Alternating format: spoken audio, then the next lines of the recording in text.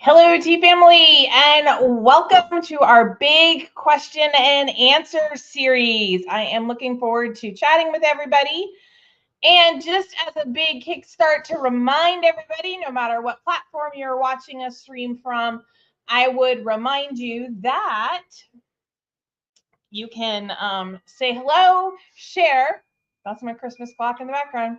You can share what you're drinking tonight and put your questions or comments in the chat or comment section, depending on which platform again. And I am going to be really quickly making, as I try and switch screens real quick, I am making some lemon zinger tonight.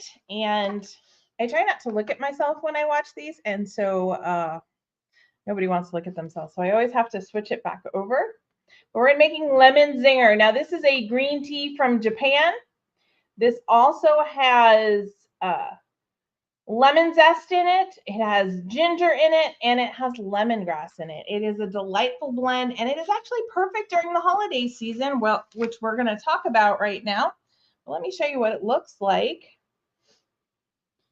And the camera is cooperating tonight. So you see big green tea leaves, and you see the lemon zest and lemongrass and everything in there, and the ginger. So it smells heavenly when you open it up. I could just smell this. This is a scent that I would love to have in my house.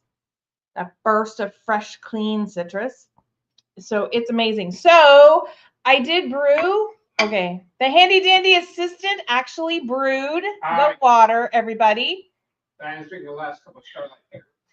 And last cup of Starlight Pear. Well, you only have to make it soon. That'll be available next month or February. I have to remember now. I think Starlight Pear is a February one. But one of the great things is we're going to brew it now. So if you'll bring over the kettle, I did have the advantage of he's brewing it over there. Stephanie is drinking Onyx Chai. Onyx Chai for Miss Stephanie. More. That does not surprise me one bit. And Diane loves lemon.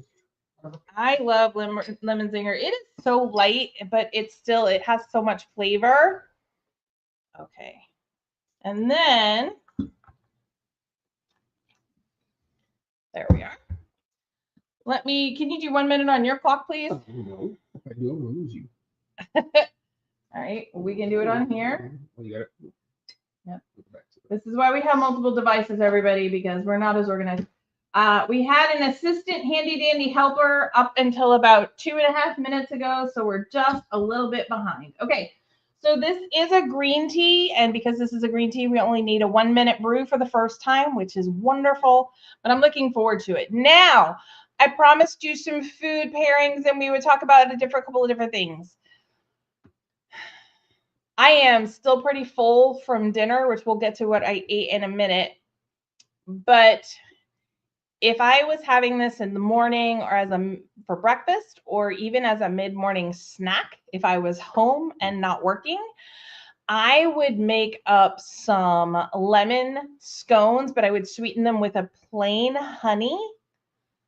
So you get that honey lemon scone. I wouldn't want an infused honey on this one. I would actually want the full, normal, regular honey flavor because that's going to pair well with the lemon notes, the kick of the ginger, with the honey and the sweetness. That would be my favorite combination. Now, all set. Stephanie's hoarding her last Starlight Pear. Stephanie's hoarding her last Starlight Pear. I don't blame you. Okay. See how much bigger everything gets. Okay, and then look at this color, and I'm going to show you. Do you see how lemony and yellow that is? See if I can get the light. Okay. I'm going to change the lighting for a second. Nobody panic. There. Do you see it now? How beautiful. It's like the perfect lemon yellow. There we go. It's the perfect lemon yellow color. Oh my goodness, so amazing. So one of the things that I did want to talk about is what else would I pair this with? Well, this is always going to be good with a grilled chicken or a grilled fish. I would stick to some of the whiter fish like cod or haddock. But you could go with even a shrimp or a salmon if you wanted to, especially if you were doing like a citrusy glaze on it to bring it out. Scallops. The fish lover in my family also says scallops would work. Citrus salad, so think of a nice fresh green salad with orange and grapefruit and lemon, a light vinaigrette. I might go with like a raspberry vinaigrette to help bring out some of the citrus notes and add some of the sweetness into it. The other thing is, don't be afraid to throw a little cranberry in there to counterbalance. You've got some tart and sweetness in there. I mean, this would also be perfect with like a goat cheese or a brie cheese and simple crackers for just a quick snack that you could bring into work with you. Another thing this would pair really, really well with are like an apple crisp or an apple pie, because you have the lemon and the apple playing off each other and the ginger adding into that whole pie. That would be amazing. Surprisingly, you could do this with like a pita with hummus. You get the lemon and spice of the tea, and that's going to really kind of complement the texture and earthiness of the hummus and the pita bread. But this is also really good with like Asian dishes, obviously, with the ginger and everything, but spicy dishes, which is one of the things that I had here. As you can see, we had chili tonight for supper. We threw it in the crock pot this morning and we enjoyed some chili.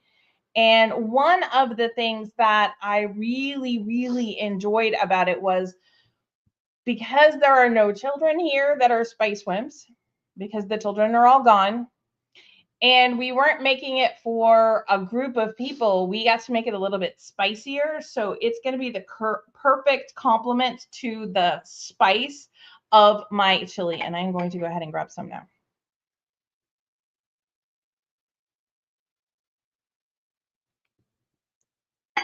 All right, so delicious. Okay, I talked about this and I know a bunch of you sent questions in, and I really, really appreciate that. I am just pulling up notes in my brain. Okay, so we're hopefully going to see this new session.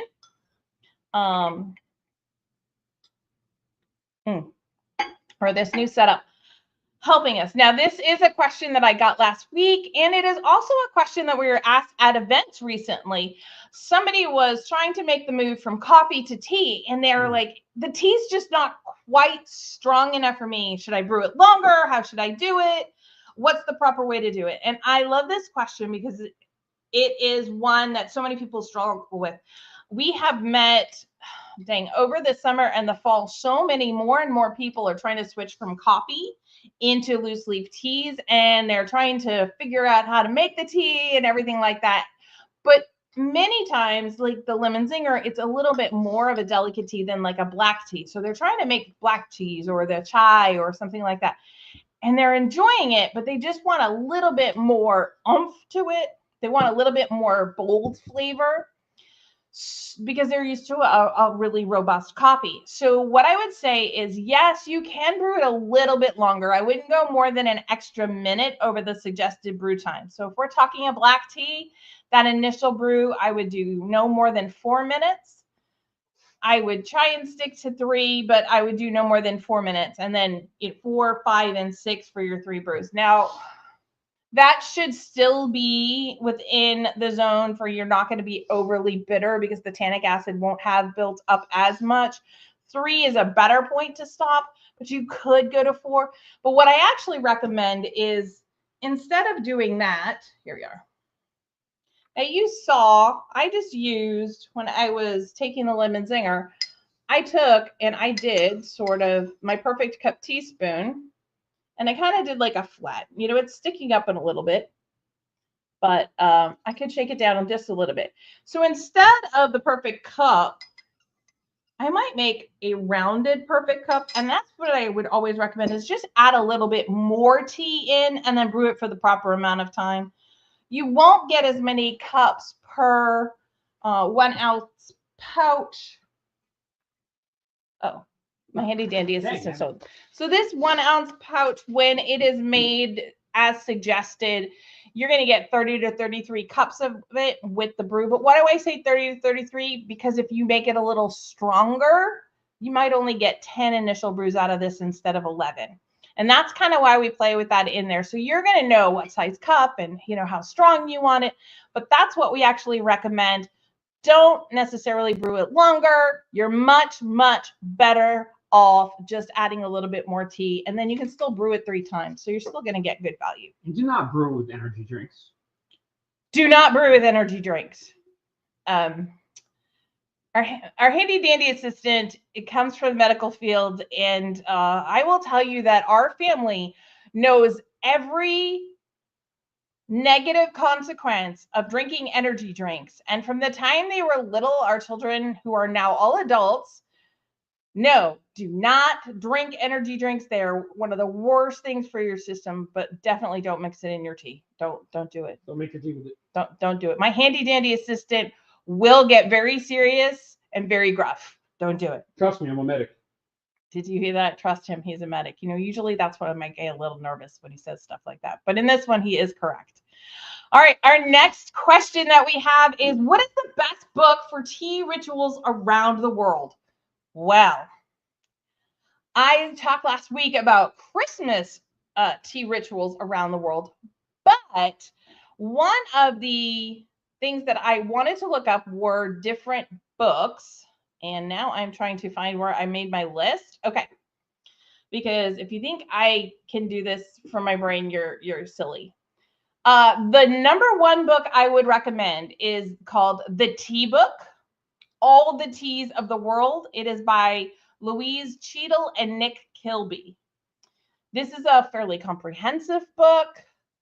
It not only covers history and different types of tea, it really goes pretty in depth on the various tea rituals around the world. So if you're learning about the different rituals and how things are done and why they're done, it'll give you some really incredible and fun insights into the local culture and how that's built into their tea rituals. That would be my number 1 pick if you were doing it. Now, they do everything from a Japanese tea ceremony to the British afternoon tea. I also like, anybody who knows me, I'm a very practical person, and this has some very practical tea knowledge that they put in with the cultural explorations. And so it really makes it much more interesting. So it's not all one thing. It's not all history for those of you that don't like history, and it's not all culture for those that are like, yeah, that's great, but I just want to get to the tea, or help me understand the ritual or something like that. So it really does a good balance. Now, Stephanie posted a link to the scone recipe. Ooh, oh, awesome. Thank you for sharing the scone recipe. That is going to be my number 1 go-to for that question. I really have to say that there are some other books out there, but that would be the go-to if you really wanted to find out tea rituals around the world. So, all right. And thank you for monitoring the comments. I can't monitor the comments and do the other. So perfect. The chai scones, they were so good. They were so good. If you give up blondakitchen.com. If you give up Blonde the Kitchen, oh my, you know what? I'm not going there. My sister's blonde. Just not going there. All right. So what do I do with leftover tea? And my first thought was, I giggled. I was like, I don't have that problem in my house, but actually I do. So sometimes, so good. Sometimes when we go to events, we make the tea in advance, and we never know how much tea people are going to want for the free samples. We've gotten to the point where we get it really kind of close now, but in the beginning especially, and even now, if we are anticipating more people for whatever reason, we may make too much tea. It's not really a problem in our house. We will drink it. We will drink it hot. We'll drink it cold. We will turn it into a mocktail. We'll do a whole bunch of different things with it. But number 1, we bring it in to the people at our church the next morning, because our events are usually on a Saturday. We bring it in on Sunday, and I don't have to worry about it. It's gone. It just somehow magically disappears. I don't know if there's something in the atmosphere or there's just a lot of tea drinkers at my church. So you can always share it with friends or drink it later. But I think most people know if you brewed a nice hot black tea, you can have that as an iced tea the next day. You can make ice cubes with there's so many like normal things. So I really wanted to talk about some things that are not necessarily on everybody's radar. So, number one, plant fertilizer. Now, yes, I'm talking about the actual leftover tea. Like if I stop drinking this, which I'm not going to do, I could literally pour this into the soil for my lemon tree that's downstairs. It's out during the seasonable weather. It comes in for the winter. And this would add some fertilizer. It's going to have a lot of natural nutrients. It's high in nitrogen. This is especially going to make your roses and azaleas super happy because they like a slightly more acidic soil. And so plant fertilizer, just, let it cool. You don't want it boiling hot, but let it cool and then put it out there.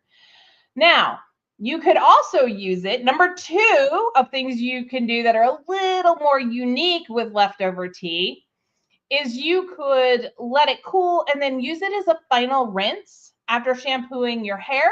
It adds shine and softness to your hair. Black tea is especially good for enhancing dark hair. So many times they'll say, this is good for people with blonde hair, and this is good for people with redheads, and this is good for people who have colored hair. But they're not always so good about talking and helping the brunettes of the world. But this is one of the things, the black teas especially are really good for a hair rinse. What about my gray hair? I can't help you with your gray hair, honey. You usually cut it off anyway. One of the things is I did check with my hairdresser, and she actually does use tea. She doesn't drink tea, but she uses tea to put a rinse in her hair every once in a while. So FYI, my salon hairdresser said yes, absolutely. Another thing, if we're in the health and beauty area, another good thing to do with leftover tea is a facial toner. This is especially good if you have a green tea, a chamomile tea. It can be used as a very soothing facial toner. Put a cotton ball in the tea and then just kind of apply it to your face. It's really going to help refresh and hydrate your skin. The antioxidants are actually really, really good for your skin. More on that later. Okay, and then you can dye fabrics, you could dye paper if you want something to look like an antique piece of paper, if you're playing D&D or something. Easter eggs, there's all the dyeing and fabrics and things like that are really pretty cool. But I'll bet you didn't know number 5. Okay, in the comments, let me know if you knew about number 5. Refreshing wooden furniture. Okay, who knew? Who knew? Any takers? Not me. Any takers? So I know you can stain a wood top. You can. Okay, so my woodworker also says you can stain a wood top not intentionally. Not intentionally. I can't imagine how my handy dandy assistant would know that tea would accidentally stain wood. I just, but we'll let that go. Boy, look what time it is. But if you let the tea cool, you can, again, with a cloth or cotton balls or whatever, that you can refresh wooden surfaces while cleaning them. The tannins actually will help nourish and polish the wood furniture. So there you go. Let's see. Okay. It is really, really good for paying a pest repellent. It is good for a soothing bath soak. More on that later. Pet odor remover. Some of these I'm going really, really quick now because we're going to chat about them a little bit more. But also, it's really good for soothing sunburns. And that's always a good thing to know. Just soak the cloth in a clean cloth in the brewed tea. And then you can put it to sunburns, minor skin irritation, and it's going to soothe and help calm the inflammation. Now, homemade ice cubes to add a little thing. And then there's using it in another recipe. For instance, how about a tea-infused lemonade? So take about 2 cups of, brewed black tea, we'll say, Maybe add half cup of fresh lemon juice, somewhere between 3 to 4 lemons, depending on how big they are, honey or sugar to your taste, add some cold water, and poof, you've got lemonade tea or tea lemonade. I know that a lot of restaurants are starting to serve this now, but there's your tea infused lemonade, and you've just now used that. And then you could also freeze that, and the next time you make it at a party or something, you've got a nice little tea lemonade ice cube to add to it. Now, I have to be honest, if I'm going to bake, this is probably what I would want to do with my leftover tea. An apple cinnamon tea cake. Now, these aren't the little tiny tea cakes, but like a regular kind of dessert cake with not a lot of icing on it, because you're going to have cinnamon and apple. That's really perfect with so many teas. It is basically a yellow cake recipe or a white cake recipe. I do have details if you want them, but you could put a half a cup of a brewed peeling or a black tea in there, and then you could throw some fresh chopped apples in there and turn that yellow cinnamon cake into an apple cinnamon cake with tea. It will add some moistness. It will add some complex flavors. It is utterly delicious. And then something that we'll be doing next week is you could actually make mocktails or cocktails. And that's what we're going to do. I have a very special Christmas one. I am so excited. I have tried it. Well, I tried it when somebody was out of the house and I was working. But I'm super excited to share it with you. But like make a mocktail or make a cocktail. So it doesn't always have to be, food-based or drink-based. It could be food-based as well. So, all right. And I am going to look for my next question as soon as I can get my computer screen. There we go. I have to do this thing and tell it to stop hiding one question and show the other one. How long is tea good for if I leave it in a tin? Awesome question. If that tin is a really good seal, you have at least a year. You could probably go 2 years, but about 18 months to 2 years, depending how often you open it, heat, sunlight, is it a dark tin? How good's the seal? Lots of things like that. It will start to degrade. And all that means it's perfectly fine to drink, but it's just not going to be as powerful. So instead of being like 100% strength, it's going to be a little less than 100%. And then the longer it is, the more it's going to degrade in such a way that you're going to have less flavor to your tea. So best use is, I would say a year is the pretty strict rule of thumb, but you can go 18 months if you've got a really amazing seal and you have kept it away from heat and light really, really well. And moisture, we don't want the moisture to get in there. If it has a freeze-dried fruit in it, I really would stick to kind of about that year method. So that's how long I recommend. Can you drink it? Have I consumed tea that's 2 and 3 years? Yes. Is there a difference? Very, very, very slight. In fact, there was even one that I couldn't even tell the difference on. So if you open a jar and it bursts into flames, is that too dry?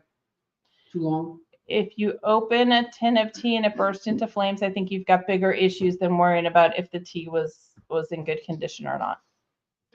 Just saying. You never know. You never know. Okay. How long? So this question talks more specifically about the 3 brews. And they want to know how long can they leave the tea like this in between brewings? All right. So we are going to be talking about my actual practice, and then we're going to talk about what the USDA federal government says, okay? My general practice is I will leave it overnight. I'll leave it for 24 hours, but I have it in typically very big baskets, and there's lots of air that gets to it. It actually starts to dry out. I don't have a lot of moisture in the middle of it by the next day, so I don't have that as an issue. I will drink it the next day, no problem. After that, most of the time I'm going with a different flavor anyway, or if it's Serene Sunrise, I've already consumed it. Now, what the United States federal government will officially tell you is they don't recommend you leave it out on your counter any longer than 4 hours. And after that, you can put it in your fridge and keep it a little bit longer, but it should be in an airtight container. The other thing is you can always lay it out. So I could take this tea right here and I could dump it out on like a screen that you would put over a fry pan if you were going to make bacon or something that way, you know, those little screens that you put over the fry pans. And you could put it out and let it re-dry.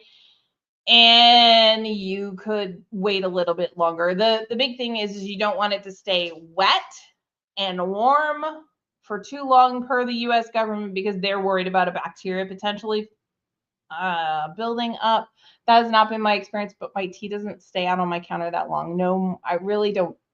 It really doesn't stay on my counter longer than 24 hours before I've consumed it. So. Stephanie does the same thing. All right. And yeah, I leave it for a day too, Stephanie. You know, it's a rare day that I don't drink 3 cups of tea. But it happens, and then I would just use it the next day. Or maybe I went for a 4th cup of tea, and I'm going to leave it out overnight and then have the other 2 before, you know, 1 before I go to work and 1 on my way to work.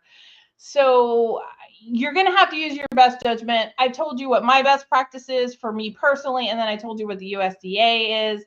I am not a nutritional expert on that sort of thing. I leave you to make up your own mind, but I really do appreciate the question. Okay. This one made me giggle, especially considering who it's from. Somebody who's from Georgia. We actually have a lot of people that will tell us at events, hey, I really just like sweet tea, right? Because as my granddaughters would tell you, there's a huge difference between iced tea and sweet tea. Funny story, you know, we were in New England for Thanksgiving.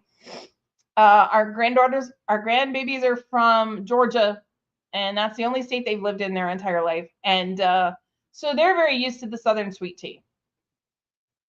And that's fine. You know, it is everywhere in the South, and everybody makes it a little different. The only place I've ever had trouble finding it was Kentucky, but you have to go to the right places in Kentucky to get it.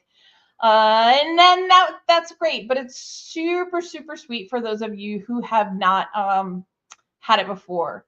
And there's always the dispute between, do you use Louisiana tea bags, or you do Lipton tea bags, or you do a Salada tea bag, you know, which tea bag is big? For us, in a loose leaf tea, we're not going to want the bag tea like you get in bulk anyway to make a sweet tea. And the reason for that is that's going to be so much more bitter. It's so much more packed with tannins that I don't get why they put quite so much sugar in it, but they like it that way, and that's cool. And then the other thing to consider is sweet tea is overly sweet, but you put ice in it, and it's not meant to be consumed like boom, like you would water, where you're just guzzling it down. It's meant to be sipped so that as the ice melts, it becomes less sweet. I just want to point that out. Now, it's a sipping tea. I would recommend, this is where I always kind of lean towards the breakfast blend because it's the perfect blend for that kind of a tea. You could go with a morning Irish if you wanted a little bit bolder, but that's about where I would stop. Now, my poor granddaughters, to get back to my story, my poor granddaughters were, we were at a restaurant of sorts, and one of them ordered a tea, and she ordered a sweet tea, and the waitress brought her a New England iced tea, which is typically like a powdered tea that has sugar and lemon and everything in it. And she took a sip. She was very, very surprised, and that was an absolute no-go for her. She did not like iced tea, and we had to explain to her. When the waitress hadn't said anything about the sweet tea, we thought, oh, well, maybe they have it. Because there's a truck stop right near where we are, has some of the best homemade from scratch corned beef hash you'll ever have. Amazing. And the Wheatley Diner, and they have sweet tea because they have a lot of truckers and stuff come through. And so when the waitress didn't say anything, none of us dawned on us to warn her ahead of time. But yes, it was not a pretty sight at that moment. So okay, that's what we would do. We would recommend a breakfast blend, and we would still recommend that you go ahead, brew it hot, and then let it go iced, or do it as a sun tea. Either way. I just had a thought. Yes. How Southerners do it, they'll take and put some tea bags in and boil the heck out of it, which makes it very bitter. That's why they need all that sugar. They do need all that sugar because they boil it for a really long time. They'll boil it for like 7 minutes. And there's just tons of tea bags in there, and it's very, very bitter. And I can understand why they need a little more sugar. So, okay. So now we're going to get back to another one of the fun questions. And this is, what can I do with my tea leaves after I'm done with them? And we're always telling you, hey, these are really great for putting in the garden and composting. Our teas don't have chemicals. There's no propellants from sprayed on flavors.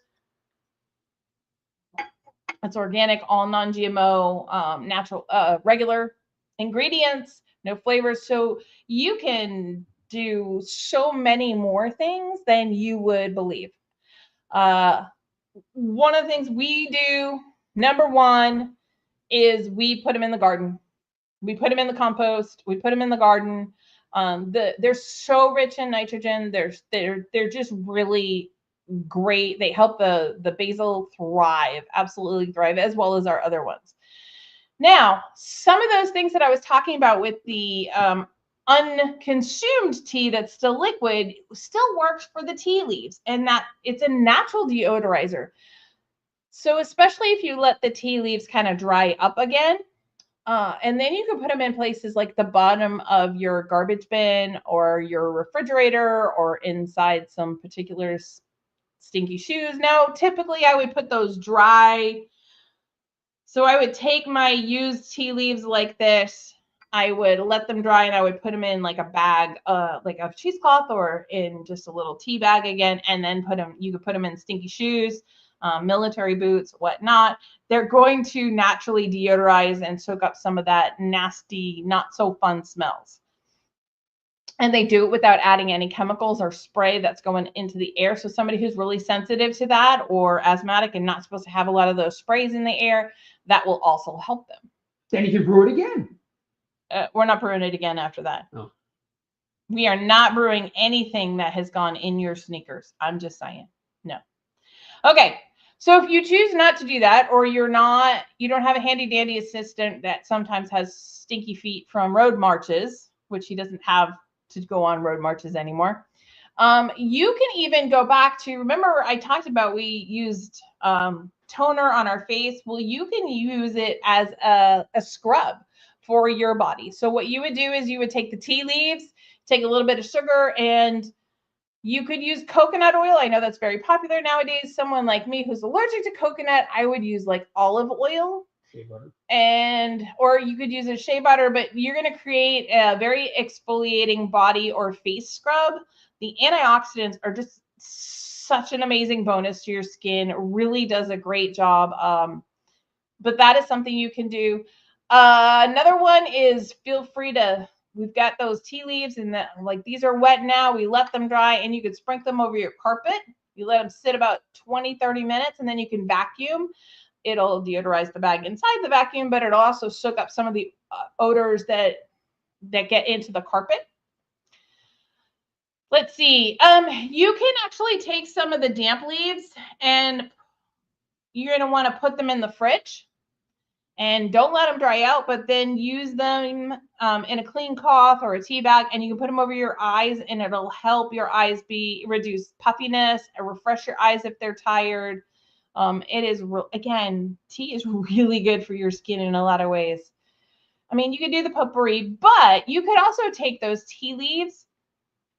They still have somewhat of a little bit of abrasiveness from the leaves part, and they can help with cleaning dishes and scrubbing through grease and pans and surfaces and everything like that, and help clean your, you make that lasagna and it sits for a minute, right? And you forget to put water in it, and then you could put a little bit of the soap and water in there. Well, if you also add a couple of tea leaves in there, when you go to scrub, it'll come off easier, and it's not going to hurt. your pans or anything like that. Stephanie asks, should she dry the brewed leaves before she makes a face scrub? So I would say you could, but you wouldn't have to. I would say it's not going to matter as much because you're adding it into liquid anyway. If you know what I mean. So you want it to break down so it goes through all. So I wouldn't have done it, but hey, if they accidentally dried out completely, could you still use them? Yes, but they don't think they have to dry because you're going to be putting them in. Well, for me, I'm going to be putting them in like a shea butter. I'm going to be putting them in olive oil, and in the sugar. And anybody who knows from baking, sugar is considered a liquid. And so I wouldn't necessarily think you would have to. I tried it once. I didn't, and it worked really well. Let's see. All right. Now, another thing to consider, again, we know a lot about baking, and you can put them in breads and cookies and different things like that. You just add a little bit in and adjust your liquids back slightly. But something you may not think of is you can actually take the tea leaves and add them to a smoothie. If you're a smoothie person in the morning, it's going to add just a subtle earthy kind of herbal flavor to your smoothie, but the tea leaves are really, really good for you. And then the last one I wanted to talk about for the tea leaves that you may not realize is they are actually really good at helping get a streak-free cleaning for your mirrors and glassware. So what you would do is rebrew the used tea a little bit so that it's liquid, or you could just use it as it's liquid, but you could then dip the cloth in the tea water and then wipe mirrors or glass, especially in the corners and stuff. It really gets some sparkling clean. It doesn't have any streaks to it. It is just a really unique way of handling that. But there's so much you can do with tea leaves, and these are just some. We've mentioned over a dozen different things that you could do. Don't waste tea. You can enjoy it, and then you can use it for other things to help you around the house. I mean, it's really good for you. So, all right, I am going to take that. Hide it. So the last question that I had, unless another one has come up, I don't see that one has come up really quickly. Okay, is this. I promised you. Okay, let's see. Nope. It is not going to let me do this. All right. Well, I have in the chat. Okay, so in the chat, after I will put a comment and I will add a PDF on Facebook, and then I will do the same on YouTube, so that no matter which way you're looking, a few minutes after we finish this, I will put this actual thing up. But there was recipe requests last week. Yep. And I know you can see them here, but you can actually, I'll put a PDF up so you can actually download it, because on there are 2 links to my recipes. First of all, the mini tea cakes, some people call them petit fours. I don't speak French. It's not one of the languages that I speak or wish to speak. So feel free to know that I am saying it very USA. But those little mini tea cakes that I talked about, this was the best recipe. This is one that I have had a friend that made. They came out amazing. She literally did it exactly like the recipe for me. She tested this recipe and a couple others on my behalf because she has children that will consume them, and there's only Rich and I, and we do not need that much sugar, and neither one of us really consumes that much sugar. So but there's a link to that one where you get that little cake and it has your raspberry layering of there, everything. Absolutely recommend that one. The grain-free blueberry scones. Now, I've talked about that. That's really good for someone who's paleo. And what we used here was a swerve or sugar substitute. That's the equivalent of swerve. You could use regular sugar if you wanted to just adjust the recipe as you would need to for whatever kind of honey or sugar or etc. that you're using. You'll notice that our recipe that is grain-free, this is actually fairly paleo as well. And you'll notice it does not have any coconut in it. And that is because I am allergic to coconut, so there's no coconut products. People are like, oh, that's tough. You can't have coconut. Well, there's so much made with coconut oils and coconut sugars and different things like that. And all of it is not friendly with me. So this recipe is actually paleo friendly. We did use eggs when we do it, but you could use an egg equivalent if you had a problem with that. This uses almond milk. Could you use regular milk? Absolutely, you can. It's just this was a paleo recipe. I will tell you that when we make blueberry scones, this is still pretty much the recipe that we use because it's grain-free and it's very low in sugar. It is so good. It is just so good. And then, there's no guilt because I'm not having a ton of carbs. I'm not having a ton of sugar and all these other things. So, but it tastes delicious. In fact, most people who have tried it, they wouldn't know it's grain-free or paleo until I told them. So Stephanie was asking if she could get the list of suggestions for how to use tea leaves after brews. absolutely. I will get that to you, Stephanie. No problem. There's just so many. YouTube has the transcripts automatically done. Yeah, there are transcripts. I should be able to pull it off of YouTube that way. I think Facebook does it. I know that I can get a transcript off of the software that I'm using. So yes. And then clotted cream. Now, this is my favorite clotted cream recipe. I have tried it a couple of different ways.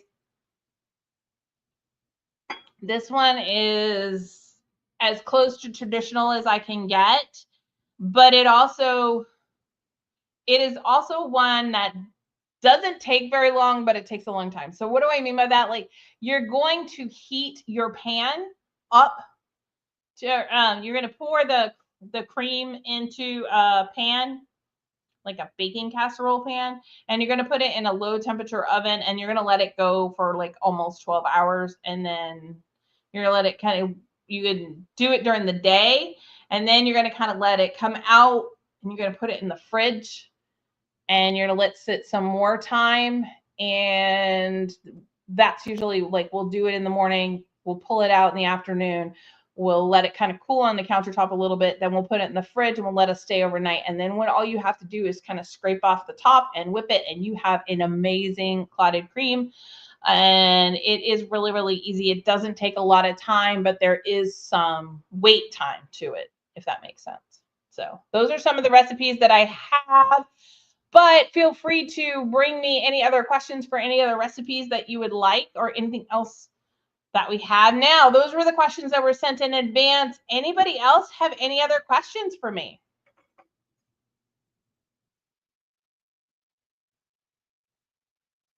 All right, not everybody at once. All right. Well, we do have, I have a question for you, and I'm trying to bring it up at the same time, so forgive me. I've got to pull my tablet up. But next week, when we are making our Christmas mocktail, my question to you is... Do you want to see her get drunk? No. Mine will be a mocktail. I have to work the next day. However, let's see. I have to find my note now. Do you want a list of ingredients so that you can make it along with me? And I'm trying to get that now. If you do, just reach out and let me know. I am happy to give you that list of ingredients so that you can have it ready and you can make it with me, or you can just watch and then make it yourself. But if you would like that, let me know. That is what we will be talking about next week. I do also want to remind everybody, this is kind of like one of your last warnings. If you have an order for tea that you want to make sure is there by Christmas, I need that order by Tuesday, Wednesday morning at the latest, because we'll need to get it out in the mail on the 18th per the U.S. Post Office. So try and have that to me by Tuesday if you are going to want to ship and have it in time for January or for Christmas. It's almost January. Can you believe it's almost January? I feel like 2024 just kind of got started and it's all one big blur right now. But any other questions? I don't see any popping up, but that doesn't mean that they aren't there. So giving you all an extra couple of seconds. All right, I don't see any questions here.